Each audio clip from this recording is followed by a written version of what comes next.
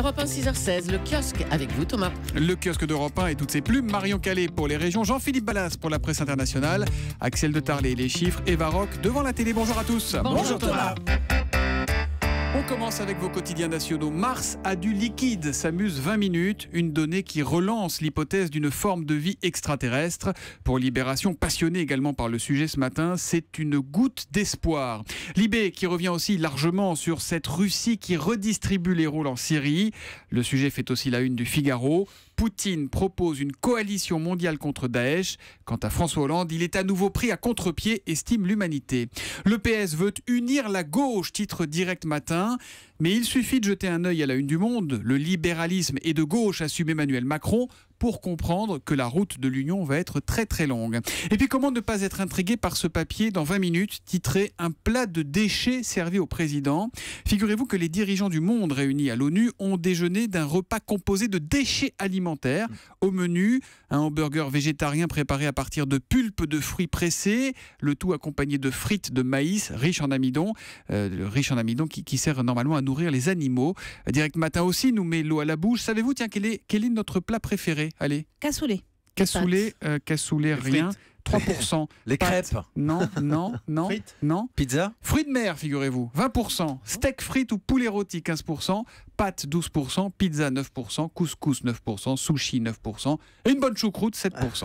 À la une des régions, Marion Calais, 3 parmi les plus marquantes dans la presse régionale de ce mardi. La colère des agriculteurs qui ne retombe pas. Les producteurs de lait sartois ont manifesté hier soir devant l'usine Yoplait du Mans, d'où ses pneus en flammes à la une du Maine Libre. Le coup de pouce d'un artiste aux migrants à la une de Nord Littoral. L'anglais Banksy, qui avait créé un parc d'attractions éphémères en Angleterre, va acheminer les matériaux jusqu'à la jungle à Calais. Et puis des salariés licenciés, mais au boulot. Dans la Charente libre, les employés d'une société d'aide à la personne de Cognac ont décidé, malgré la liquidation de leur entreprise, de continuer à s'occuper de leurs clients les plus dépendants. L'histoire du jour, c'est un témoignage exclusif qui fait la une de la Dépêche du Midi. Témoignage de l'homme d'affaires français qui avait été enlevé et séquestré en Espagne, Marion. Oui, de raconter ce coup de fil au printemps dernier d'un homme qui voulait acheter des terrains. C'est lors de ce rendez-vous que ses ravisseurs lui tombent dessus. 3 hommes, un gentil, 2 bons, et leur fusil jamais très loin de sa tête, comme quand il est obligé d'appeler ses proches pour dire que tout va bien. Des hommes extrêmement bien organisés dans le récit de cet homme. Le premier jour, pendant des heures, interrogatoire sur ses amis, ses activités professionnelles. Au bout de 7 jours, dit-il, il savait tout de moi, alors que lui n'a jamais vu le visage de ses ravisseurs qui lui ont extorqué plus d'1 million d'euros. Et même après sa libération, il a dû continuer pour eux d'effectuer des versements encore sous l'emprise de ces 3 hommes. Un témoignage très fort à lire donc dans la Dépêche du Midi ou sur le site de la Dépêche ce matin. La presse internationale, Jean-Philippe Ballas, on va au Japon avec vous. Eh ben, il fait pas bon être une femme dans le monde de l'entreprise au Japon. Oui, spontanément, cela ressemble à un joli fiasco. Il y a quelque temps, le gouvernement japonais met en place un programme spécial pour encourager les entreprises à mettre des femmes à des postes plus élevés dans la hiérarchie. On veut même les aider aussi à trouver de nouvelles formations plus valorisantes. C'est un programme incitatif avec des subventions, un budget de 120 millions de yens, ça fait à peu près 1 million d'euros. Le gouvernement attend logiquement des centaines de candidatures. Résultat, il vient de tomber 0, rien. Aucune entreprise ne s'est portée candidate. Alors, embarras des autorités, vous l'imaginez, qui expliquent que finalement ce programme n'était peut-être pas bon, trop strict, alors elles vont revoir leur copie.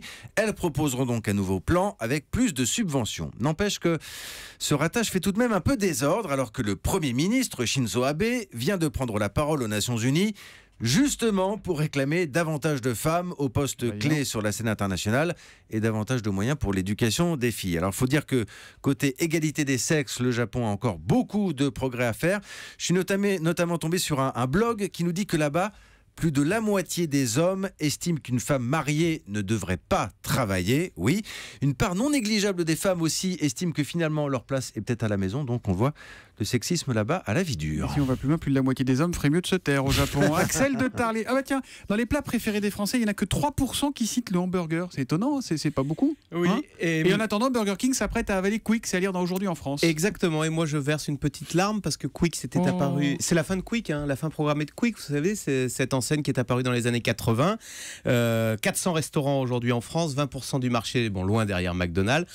Alors, Quick va disparaître, il faut dire. Est-ce que les frites sont froides comme chez McDo chez Quick? Non, mais alors justement, je vais vous parler des dernières innovations de Quick. Voilà, on le voit là à l'écran sur le hashtag un matin. Il est brûlé ce Ça, non, pas du tout. C'est une innovation. C'est les gens de marketing de Quick qui ont inventé le Dark Vador Burger.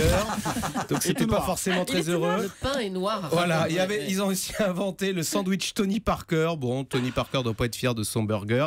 Ils sont aussi aventurés à faire un sandwich au foie gras. Enfin bref, ça n'a pas très bien marché, Quick, donc ça va disparaître. Alors, il n'empêche, c'est un réseau de 400 restaurants très bien placés et donc qui vont passer progressivement sous l'enseigne Burger King, puisque c'est un entrepreneur français qui a racheté la licence Burger King pour la France. Il s'appelle Olivier Bertrand et donc, eh bien, son défi, c'est de relancer cette marque Burger King qui aujourd'hui ne dispose que de 21 restaurants en France mais qui marche très bien. Alors le défi, ça va être de passer de 21 à 400 tout en gardant cette spécificité, ce côté unique du Whopper.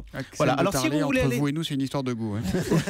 Si vous voulez aller chez Quick, ça survit en Belgique parce qu'à l'origine c'était une enseigne belge et donc ça va survivre sous l'enseigne. Là au moins on est allé chercher là-bas, on est sûr qu'il sera froid. Ce soir sur France 2 à 20h55, Eva Rock, Human. Oui, exactement. C'est un patchwork de visages anonymes. En fait, c'est un grand documentaire construit comme un zapping à partir de 2000 témoignages qui ont été recueillis dans 60 pays. En gros plan sur fond noir, vous allez voir ces personnes dont on ne connaît ni le prénom ni le pays d'origine et à qui Yann Arthus Bertrand et son équipe ont à chaque fois posé les mêmes questions. Leur rapport à la famille, au sexe, à l'argent, au travail, à la religion, à la guerre ou au bonheur. Alors par exemple, je ne sais pas qui est cet homme, mais sa conception du bonheur est aussi simple que ça. J'ai eu ma première bourse d'installation et je suis allé payer une moto toute neuve. J'étais la première personne à la mettre en marche et pour dormir la nuit, j'ai mis la moto dans ma chambre et j'ai enfermé avec moi. Ça, c'était un moment très, très, très heureux pour moi. Alors vous verrez, c'est plein de moments comme ça parce qu'il y a beaucoup de questions de bonheur. Si monsieur veut venir prendre des sur sa moto, je crois qu'elle est open. Hein. Exactement.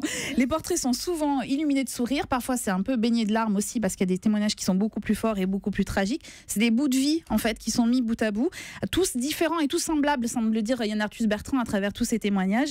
Avec évidemment, vous savez, ces magnifiques images dont il est aussi à l'origine et qui ponctuent le portrait. C'est pas un peu gentil des pieds, non? C'est pas un peu Alors j'en étais sûre que vous alliez me dire ça. C'est pas.